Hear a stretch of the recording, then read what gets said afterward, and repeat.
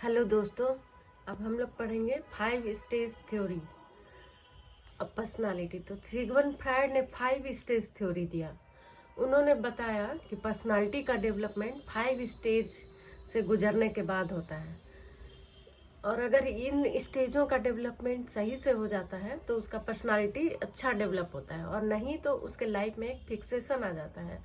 वो किसी भी स्टेज से उसका फिक्सेशन हो जाता है और उसका डेवलपमेंट सही से नहीं होता है। जैसे उन्होंने बताया कि पहला स्टेज था ओरल स्टेज। तो ओरल स्टेज जो जन्म से लेकर 2 साल के बच्चों तक में होता है, ये सारा काम अपना मुंह से ही करते हैं, मुंह से ही प्लेजर महसूस करते हैं, जैसे अंगूठा चूसना, काटना, बलबलाना इत्यादि। दूसरा स्टेज होता है एनल स्टेज। तो एनल स्टेज में बच्चों को अपने बॉडी पर कंट्रोल करना वो सीख लेते हैं, 2 से 3 वर्षों के बच्चे। और उन्हें ये पता हो जाता है कि हमें यूरिन कहाँ पास करना है या टॉयलेट कहाँ जाना है, ये सब चीज़ का उन्हें ज्ञान हो जाता है।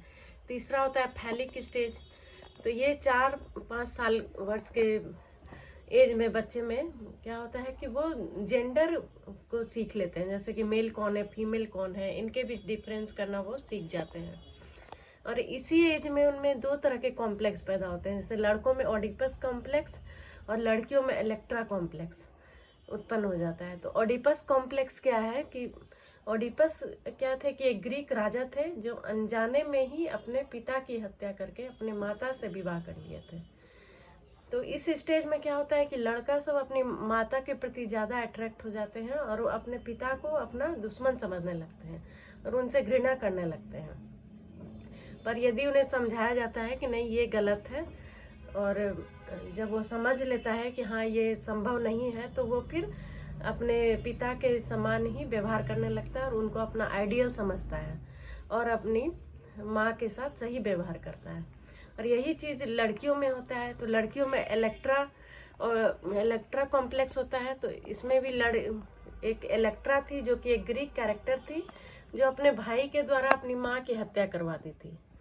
और इस स्टेज में क्या होता है कि जब लड़का को लगता है कि मतलब जब उससे अपने माता के प्रति अट्रैक्शन होता है और वह पिता को अपना दुश्मन समझने लगती है, तो फिर जब उसे यह पता लगता है कि यह संभव नहीं है, ये गलत है, तो वो अपनी माता का अनुकरण करने लगती है और अपने पिता का स्नेह प्राप्त करने की कोशिश करती है। और चौथा स्टेज है लेटेंसी स्टेज। यह 7 साल से लेकर यौवन आरंभ होने तक रहता है। इसमें क्या होता है कि व्यक्ति अपने सोशल एक्टिविटीज़ में या अचीवमेंट ओरिएंटेड से रिलेटेड एक्टिविटी में ज़्यादा संलग्न रहता है। और पांचवा होता है जेनाइटल स्टेज।